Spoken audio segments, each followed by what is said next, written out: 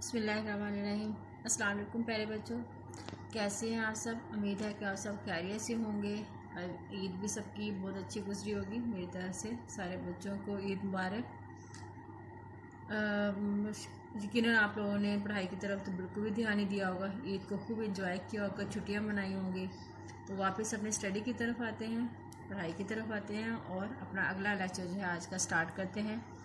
हम पढ़ रहे थे शायरों के लतीफ़े सबक, जहाँ से हमने इसको ख़त्म किया था तो उससे आगे स्टार्ट करेंगे। तो उससे आगे आपको पता है कि नया कोई भी सबक हम उर्दू में स्टार्ट करने से पहले पिछले सबक का ज़रूर जायज़ा लेते हैं कि पीछे हमने क्या पढ़ा था। तो शायरों के लतीफ़ों में हमने सबक में पढ़ा था कि जो शोरा हज़रात हैं वो सिर्फ सीरियस किस्म की शायरी नहीं करते थे, बल्कि वो हंसी मजाक भी करते थे। और बाज़ दफ़ा तो बातों में ऐसे अल्फाज उनके मुंह से निकल जाते थे कि जो बाद में सच भी साबित हो जाते थे, या फिर वो एक दूसरे की बात का जवाब शायरी की शक्ल में दे देते थे और जो बाकायदा एक गज़ल या शेर की शक्ल इख्तियार कर जाता था। तो आज हम उसी के बारे में थोड़ा सा जायज़ा लेते हुए बताते हैं कि सबसे पहले हमने पढ़ा था मीर और मिर्ज़ा के कलाम के बारे में पढ़ा था कि मीर और मिर्ज़ा के कलाम पर दो लोग बहस करते हैं और एक कहता है कि मीर का कलाम ज़्यादा अच्छा है, दूसरा कहता है कि नहीं मिर्ज़ा का कलाम ज़्यादा अच्छा है। तो ख्वाजा बासित के बाद जाते हैं। ख्वाजा बासित कहते हैं कि मीर का कलाम, दोनों का कलाम बहुत अच्छा है, बस फ़र्क इतना है कि मीर के कलाम जो है वो आ है, जबकि मिर्ज़ा का कलाम वाह है। दूसरे शेर में, दूसरे जो लतीफ़ा था शायरों के लतीफ़े का, उसमें हमने पढ़ा था कि मिर्ज़ा सौदा एक दफ़ा मुशायरे में गए। वहाँ पे एक नौजवान लड़के ने एक शेर पढ़ा जिसका जो है मतला था, तिल के फफोले जल उठे सीने के दाग से, इस घर को आग लग गई घर के चिराग से। तो मिर्ज़ा सौदा को ये शेर इतना पसंद आया तो उन्होंने बार बार कहलाकर उससे पढ़ा और आखिर में कहा कि मियाँ लड़के जवान होते नजर नहीं आते। ऐसे ही मियाँ सौदा के मुंह से ये अल्फाज निकले, लेकिन अल्लाह ताला का करना ऐसा हो कि कुछ दिनों के बाद वो लड़का वाकई जलकर मर गया। आगे फिर हमने शेर नंबर तीसरे जो है लतीफ़ा जो था शायरों का, उसमें हमने पढ़ा था कि एक दिन इंशाल्लाह खान जुरत जो है इंशाल्लाह खान जुरत की मुलाकात को आए और जुरत जो है सर झुकाए बैठे थे। इंशा ने पूछा कि जुरत किस सोच में गुम हो। जुरत ने कहा एक मिसरा ज़हन में आया है, सोच रहा हूँ कि दूसरा मिसरा भी उसके मुताबिक ज़हन में आ जाए ताकि मैं उसका मतला जो है बना सकूं। तो इंशा ने बार बार इसरार किया कि मुझे वो मिसरा सुनाओ, लेकिन जुरत जो सुना नहीं रहा था। लेकिन इंशा के बार बार इसरार करने आखिरकार जुरत को मिसरा सुनाना पड़ा। जैसे उसने पढ़ा, इस जुल्फ पे पपती शबे देजोर की सूझी, तो जो इंशा ने फौरन उसके मुंह से निकल आया, अंधे को अंधेरे में बहुत दूर की सूझी। क्योंकि जो जुरत थे वो अंधे थे, नाबीना थे, इसलिए बराह रास्त जो है इस मिसरे में अंधे यानी जुरत पर चोट की हुई थी, उन पर तंज किया हुआ था या उन पर मजाक किया हुआ था, जिस पर वो जो है वो गुस्सा हुआ और जो इंशा को मारने के लिए दौड़े। लेकिन चूंकि नबीना थे, इंशा आगे आगे थे और जुरत जो पीछे पीछे अपनी स्टिक लेकर उनको ढूंढते हुए भाग रहे थे। आगे हम चलते हैं आज के लेसन की तरफ। एक मुशायरे में शेख अमाम बख्श नासका ऐसे वक्त पहुंचे। शेख अमाम बख्श नासके जो कि शायर थे, नासके ये अपना जो है ना वो तखल्लुस रखते थे। एक मुशायरा हो रहा था, शोरा हजरात शेर पढ़ते हैं जहाँ पे और अपने दाद वसूल करते हैं। तो इसी तरह से एक मुशायरा हो रहा था। तो ये इमाम बख्श इस वक्त पहुंचे जब जलसा ख़त्म हो चुका था, यानी मुशायरा ख़त्म हो गया था। ज़्यादातर लोग अपने अपने घरों को चले गए थे, शेर व शायरी भी हो चुकी थी, लोग शेर भी सुना चुके थे और इस तरह से मुशायरा ख़त्म हो। इसलिए ज़्यादातर सुनने वाले भी और पढ़ने वाले भी अपने अपने घरों को जा चुके थे। कुछ लोग अलबत्ता वहाँ पे मौजूद थे, मगर ख्वाजा हैदर अली आतिश वगैरह चंद शोरा अभी मौजूद थे, ये जाकर बैठे। यानी कुछ मैंने जैसे बताया कि कुछ लोग जा चुके थे, लेकिन ख्वाजा हैदर अली आतिश जो एक शायर हैं वो अभी वहाँ पे मौजूद थे, वहाँ उस जगह पे। और इसके अलावा चंद और शोरा हजरात भी मौजूद थे। तो विशेष इमाम बख्श नासिर भी जाकर वहाँ पे बैठ गए। ताज़ीमी रिस्मी और मजाज पुरसी के बाद कहा, ताज़ीमी रिस्मी यानी अस्सलाम वालेकुम, वालेकुम सलाम, दुआ सलाम के बाद और एक दूसरे का हाल हवाल पूछने के बाद। मजाज पुरसी यानी एक दूसरे का हाल हवाल पूछने के बाद ख्वाजा शेख इमाम बख्श नासिर ने कहा कि जनाब ख्वाजा साहब, मुशायरा हो चुका कि जनाब ख्वाजा साहब क्या मुशायरा ख़त्म हो चुका है, यानी कि क्या मुशायरा अभी शुरू नहीं हुआ या ख़त्म हो चुका है, यानी लोग कम हैं तो क्या मुशायरा जो है ये हो चुका है। उन्होंने कहा कि सबको आपका इश्तियाक रहा। इश्तियाक का मतलब होता है शौक, यानी कि किसी को पाने का, किसी को देखने का शौक होना है, ठीक है। तो ख्वाजा हैदर अली आतिश ने कहा कि हाँ, मुशायरा तो हो चुका है और सब लोगों को आपका इंतज़ार रहा, सब आपकी शेर सुनना चाहते थे, आपको सुनना चाहते थे और लोग आपका बड़ी बेचैनी से इंतज़ार भी करते रहे। तो शेख साहब ने ये मतला पढ़ा, तो शेख इमाम बख्श नासिर ने अपनी गज़ल का ये मतला पढ़ा, यानी पहला शेर पढ़ा, जो ख़ास हैं वह शरीक के गुरोह आम नहीं, शुमार दाना तस्बीह में अमाम नहीं। यानी शेख इमाम बख्श ने वो जवाब के तौर पर, यानी ख्वाजा हैदर अली आतिश की बात का जवाब इस तरह से दिया कि जो ख़ास हैं, जो ख़ास लोग होते हैं वो शरीक के गुरोह आम नहीं, यानी कि वो आम लोगों में शामिल नहीं होते। यानी कि जो खास लोग आते हैं वो हमेशा देर से ही आते हैं, वो आम लोगों की तरह पहले नहीं आते या आम लोगों की तरह पहले आकर नहीं बैठते। शुमार दाना तस्बीह में अमाम नहीं, जिस तरह से तस्बीह होती है और इसमें एक बड़ा सा लंबा सा जो है ना, स्टार्ट में शुरू में उसके लंबा सा एक दाना होता है, उसके बाद छोटे छोटे दाने सारे जो है ना वो होते हैं। तो जो लंबा दाना होता है ना, हमेशा आमतौर पर उसको तस्बीह में शामिल नहीं किया जाता। हमेशा हम जब भी तस्बीह काउंट करते हैं तो पढ़ते हैं तो छोटे दानों को काउंट करते हैं, बड़े दाने को जो है वो हम काउंट नहीं करते। जिसने कहा है उसको कहते हैं अमाम, उसको भी अमाम कहा जाता है, उस दाने को जो लंबा दाना होता है ना तस्बीह में, उसको अमाम कहा जाता है। इसी तरह से शेख इमाम बख्श का भी जो है वो नाम भी इमाम बख्श था, इसलिए उसने कहा शुमार दाना तस्बीह में अमाम नहीं, ये अपना नाम भी हो गया और तस्बीह का जिक्र भी हो गया कि जिस तरह से तस्बीह में लंबा दाना जो है वो इसका हम गिनते नहीं, उसको गिनती में शुमार नहीं किया जाता, इसी तरह से मैं जो हूँ मैं भी आम लोगों में शामिल नहीं होता, बल्कि मैं खास लोगों में शामिल होता हूँ। क्योंकि नाम भी इमाम बख्श था इसलिए तमाम अहले जलसा ने नहायत तारीफ की। जिस तरह से ये मतला जो था इंतहाई बहुत ज़्यादा खूबसूरत था, तो तमाम लोगों ने जो है वो इमाम बख्श के इस गज़ल के मतलब की बहुत तारीफ की। एक शागिर्द अक्सर बेरोजगारी की शिकायत से सफ़र का इरादा जाहिर किया करते थे। ख्वाजा हैदर अली आतिश के जिक्र है कि उनके एक शागिर्द थे, ख्वाजा हैदर अली आतिश के एक शागिर्द थे जो अक्सर चूँकि उनको रोज़गार नहीं मिलता था, यानी कोई मुलाजमत नहीं मिलती थी, नौकरी नहीं मिलती थी, और अक्सर जो है वो शिकायत करते थे, ख्वाजा हैदर अली आतिश के पास आते थे और उनसे शिकवा करते थे कि मेरा इरादा है कि मैं सफ़र का इरादा का मतलब होता है कि कहीं जाना, कि मेरा इरादा है कि ये जगह छोड़कर कहीं चला जाओ या किसी दूसरे शहर में चला जाओ, नौकरी की तलाश करो। ख्वाजा हैदर अली आतिश अपने आज़ाद मिजाजी से कहा करते थे, क्योंकि ख्वाजा हैदर अली आतिश जो थे ये एक आज़ाद मजाज इंसान थे, इसलिए वो अक्सर उनको मशवरा देते थे कि मियाँ कहाँ जाओगे, कि तुम कहाँ जाओगे, 2 घड़ी मिल बैठे हो गनीमत समझो और जो खुदा देते इस पर सब्र करो। कि हम जो 2 घड़ी यानी कि हम जो कुछ लम्हे आपस में मिल बैठ कर गुजार लेते हैं, आपस में बातें कर लेते हैं और एक दुख से बांट लेते हैं, इस वक्त को जो है वो गनीमत समझो, इसको कीमती समझो, और जो अल्लाह ताला तुम्हें दे रहा है, यहाँ पे जो रिज़्क दे रहा है या जितना तुम्हें जहाँ खाने को मिल रहा है उसी पर सब्र करो और दूसरी जगह जाने के बारे में ना सोचो। एक दिन वो आया और कहा कि हजरत रुखसत को आया हूँ। एक दिन वही शागिर्द ख्वाजा हैदर अली आतिश के पास आया और कहा कि जनाब रुखसत को आया हूँ, यानी मैं जाना चाह रहा हूँ, मैं जा रहा हूँ, यानी यहाँ से मैं किसी दूसरी जगह पे जा रहा हूँ। फरमाया खैर बशद कहाँ, खैर बशद यानी खैरियत तो है, कहाँ जा रहे हो, यानी ख्वाजा हैदर अली आतिश ने पूछा खैरियत है, कहाँ जा रहे हो। उन्होंने कहा, ये शागिर्द ने कहा कल बनारस को रवाना होगा। बनारस आपको बताया कि हिंदुस्तान का शहर है।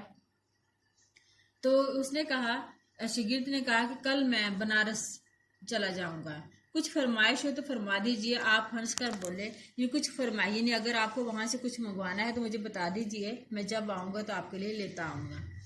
आप हंस कर बोले, यानी ख्वाजा हैदर अली आतिश हंस कर बोले, इतना काम करना कि वहाँ के खुदा को ज़रा हमारा भी सलाम कह देना। ख्वाजा हैदर ने कहा कि मैंने कुछ मंगवाना तो नहीं है, ना ही मुझे कुछ ज़रूरत है, हाँ एक काम है वो कर देना कि जब तुम बनारस जाओ तो वहाँ जाकर वहाँ के खुदा को मेरा सलाम ज़रूर कह देना। वो हैरान होकर बोले कि हजरत यहाँ और वहाँ का खुदा जुदा है, यानी वो शख्स जो है शागिर्द को बड़ा हैरान हुआ कि ख्वाजा हैदर अली की तरफ देखने लगा कि इनको क्या हो गया, किस तरह की बातें कर रहे हैं। तो इसलिए कहा कि जनाब क्या बात है, यहाँ और वहाँ का खुदा क्या जुदा जुदा है, ये अल्लाह ताला तो सबका एक ही है, चाहे वो हिंदुस्तान है, चाहे वो जो है वो दिल्ली है, चाहे वो हैदराबाद है या वो बनारस है, हर जगह अल्लाह ताला तो एक है। ये आप कैसी बातें कर रहे हैं? ख्वाजा साहब ने कहा, जब खुदा वहाँ यहाँ एक है तो फिर हमें क्यों छोड़ते हो? ख्वाजा हैदर आतिश ने जवाब दिया कि जब तुम्हें यकीन है कि अल्लाह ताला एक है, हर जगह एक ही अल्लाह है, जो यहाँ भी रिज़्क देता है वहाँ भी रिज़्क देगा, तो जो यहाँ पे अल्लाह है वही वहाँ भी अल्लाह ताला है, और रासिक चूंकि अल्लाह ताला ही है, तो फिर हमें छोड़कर क्यों जा रहे हो? फिर हमें क्यों उदास कर रहे हो? हमें क्यों छोड़कर जा रहे हो? जिस तरह उससे वहां जाकर मांगोगे, इसी तरह यहाँ मांगो, जो वहां देगा यहाँ भी देगा। जिस तरह से तुम उस शहर में जाकर, ये बनारस जाकर अल्लाह ताला से अपनी रिज़्क की दुआ मांगोगे, या वहाँ पर नौकरी तलाश करोगे, या अपने लिए कोई कारोबार ढूंढोगे, तो वो यहाँ भी तुम कर सकते हो। अल्लाह ताला से मदद मांगो, अल्लाह ताला से दुआ मांगो, तो जो अल्लाह ताला तुम्हें वहाँ जाकर देगा वो अल्लाह ताला तुम्हें यहाँ भी दे देगा। इस बात ने उनके दिल पर ऐसा असर किया कि सफ़ा का इरादा मौकूफ़ किया और खातर जमाई से बैठ गए। मौकूफ़ का मतलब जो है वो तरक कर देना। तो इस तरह से उस शख्स ने अपना जाने का इरादा जो है छोड़ा, यानी उनकी बात, ख्वाजा हैदर अली आतिश की बात उनके दिल पर ऐसी असर की कि उन्होंने जाने का इरादा छोड़ दिया और अपना खातर जमाई से, यानी कि वहाँ पर ही आराम से रहने का इरादा किया, और वहीं पे जो है वो मुलाजमत वगैरह ढूंढने का सोच लिया। यानी कि यहाँ से हमने ये बात सीखी कि दूसरों से को मशवरा देना या दूसरों को नसीहत करना, इस तरह से बात करना कि अगले बंदे के दिल पर असर कर जाए, ये हमारे शोहर हजरात का जो है खासा था। एक इनकी खासियत थी कि वो जब बात करते थे तो हमेशा इस अंदाज से बात करते थे कि अगला बंदा जो है वो उस बात को वाकई समझ जाता था और फिर उनके दिल पर वो बात असर करती थी। एक दिन मामूल का दरबार था। दरबार यानी कि जैसे आम बादशाह का दरबार होता है कि बादशाह सलामत आके बैठते हैं और तमाम वज़रा और लोग भी बैठे होते हैं, तो इसी तरह से एक दिन मामूल का दरबार था।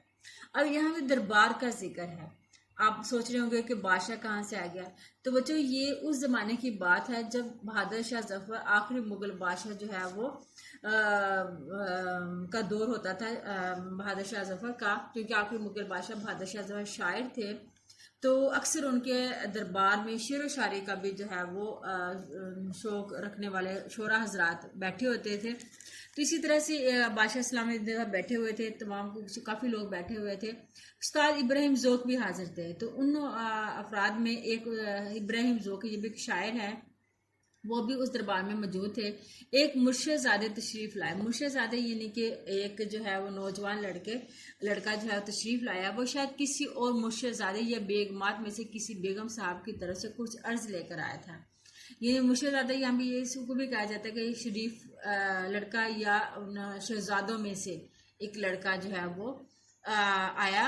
वो शायद किसी मुर्शिदाज़ादे या बेगमात में से किसी बेगम की तरफ से कुछ अर्ज लेकर आया था। वो शायद वो लड़का जो आया था वो शायद किसी जो है वो मुर्शिदाज़ादे या किसी बेगम वगैरह या बादशाह या मलका या शहजादी का जो पैगाम लेकर बादशाह के पास आया था।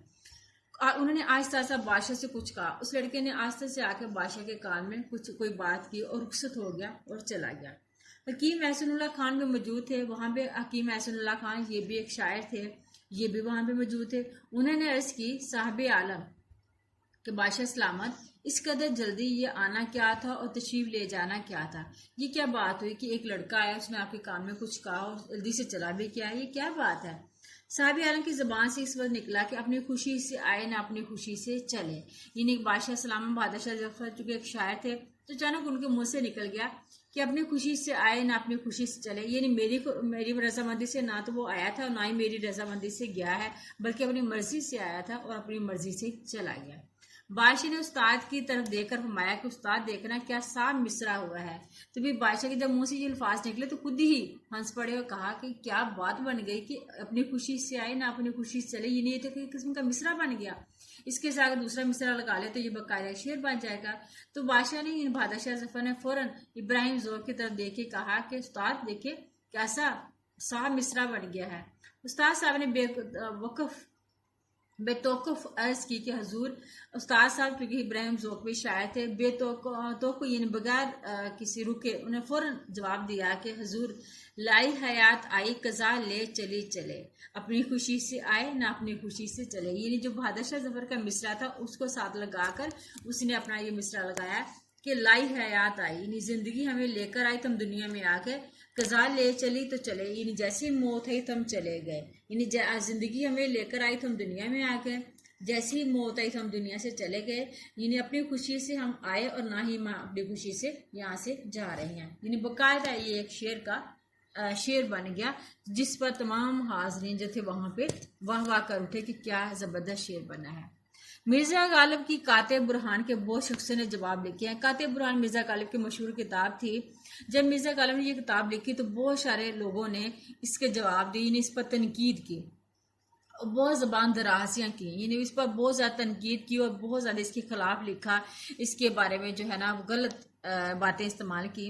किसी ने कहा कि हज़रत आपने फ़लाँ शख्स की किताब का जवाब ना लिखा, फरमाया यानी किसी शख्स ने, तीसरे बंदे ने मिर्ज़ा गालिब से आके कहा कि लोग इतना आपकी किताब काते बुरहान के बारे में बुरा भला कहते हैं और एक शख्स ने तो बहुत ही बुरे अल्फाज इस्तेमाल किए हैं, तो आपने उसके जवाब में कोई जवाब लिखा ही नहीं, कोई बात ही नहीं की।